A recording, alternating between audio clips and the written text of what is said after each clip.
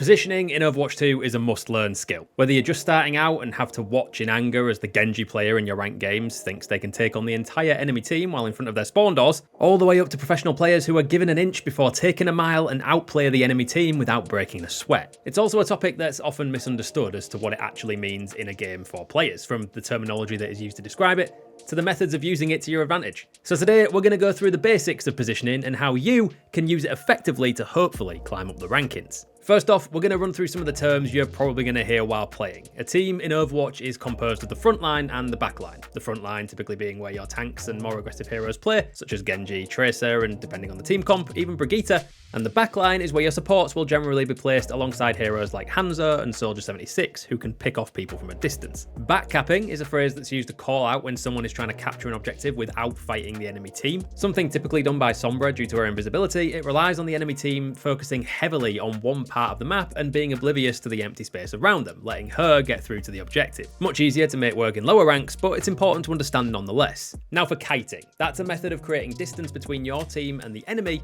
that's most often done when you're at the disadvantage. You'll be poking away at the enemy team to pull them forward from the objective and use their abilities before you quickly disengage and reposition to fight in a more advantageous spot. Zoning is where you use your abilities and overall presence on the map to influence and control movement of the enemy team. Widowmaker is probably one of the easiest examples that you can give for zoning. Knowing that she's in the game will typically deter someone from trying to peek across long angles that she could be sitting on. And zoning an area allows your team to amplify themselves in a way that makes the enemy team reluctant to push forward into certain spaces, knowing that your team has a significant advantage wherever you may be. All fairly self-explanatory and easy.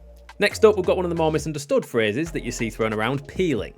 Now, peeling is a defensive strategy where a hero, typically a tank like D.Va, will bring the attention of the enemy team onto herself while she's defending a teammate, preventing the loss of them in a fight. You can create barriers, use crowd control abilities, or just simply provide healing to someone as a method to peel for them as well. And last but not least, staggering. This is used to describe when a team is dying in gaps, all having different respawn times and coming back at different points from each other, and you'll tend to see it a lot in lower ranked lobbies where players just continuously churn themselves to death. It can be done purposefully, and has been done in the Overwatch League to various heroes, usually a D.Va that's been knocked out of her mech, but the point of staggering someone is to make sure that the enemy team loses time through having to wait for a teammate, with those precious seconds shaved off the clock being the possible difference between a win or a loss. So, now that we've got the English lesson out of the way, onto the bigger stuff.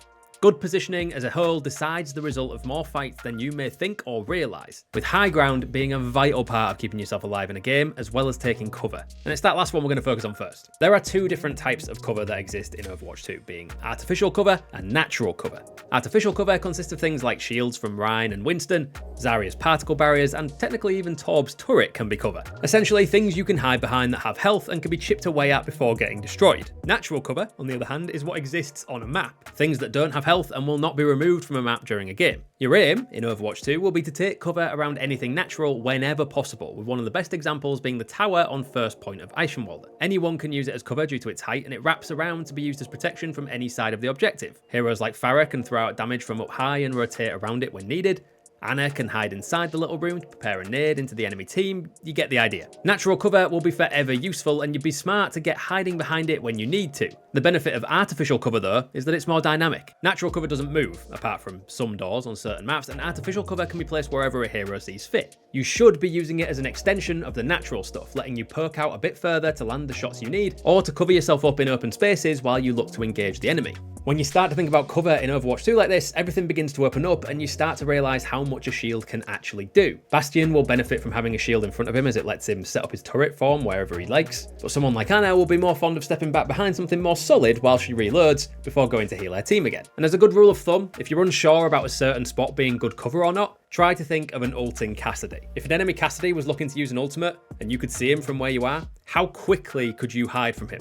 If it's any longer than a couple of seconds, then you're best off looking elsewhere for a place to bunker down or prepare for a headshot. So now you're looking for more cover, let's take a look at taking space and how powerful high ground can truly be. If you want to look at it in an extremely simple way, shooting at someone above you is harder than shooting down.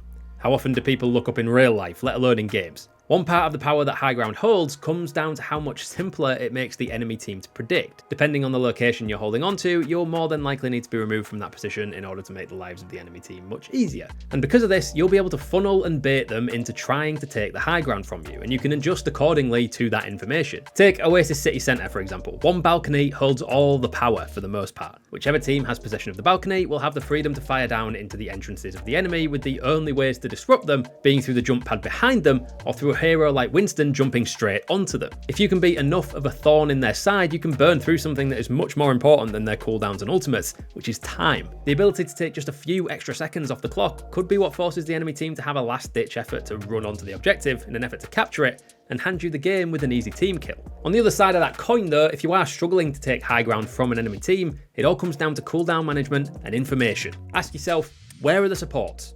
What ultimates could they use? Have they used any important cooldowns, like Immortality Field if they've got a BAP? All of these positioning questions will be answered quicker and quicker with more time that you spend in the game, and eventually they will become more of an instinct while you're playing, but this is why pros practice so much. Anyway, we're going to get off the high horse on the high ground conversation and look towards information as a whole. Playing the wrong positions will deprive you of things that you need to know in every role. Playing too far forward as a support will make you miss who needs healing. As a DPS, you'll miss the flanker who's looking to take you out. And as a tank, you'll likely miss where the next fight is going to be started from. Sitting in the right places will tell you all this information naturally. It also lets you determine the pace that you need to play at. If the other team is rushing forward and looking to pick up the pace, then you need to mirror that pace back into them or back up and take a more defensive stance against it. Only playing one of these styles though will hinder your ability to adapt. Constant aggression will lead to you being too far forward and needlessly dying, and being on the back foot will see you losing objectives from not wanting to contest without a full squad. It's a balancing act, and you need to find the balance that fits you and your team's playstyle. Easier in a 5-stack, I'll admit, but the more adaptable you are, the easier time you're going to find yourself having when you solo queue.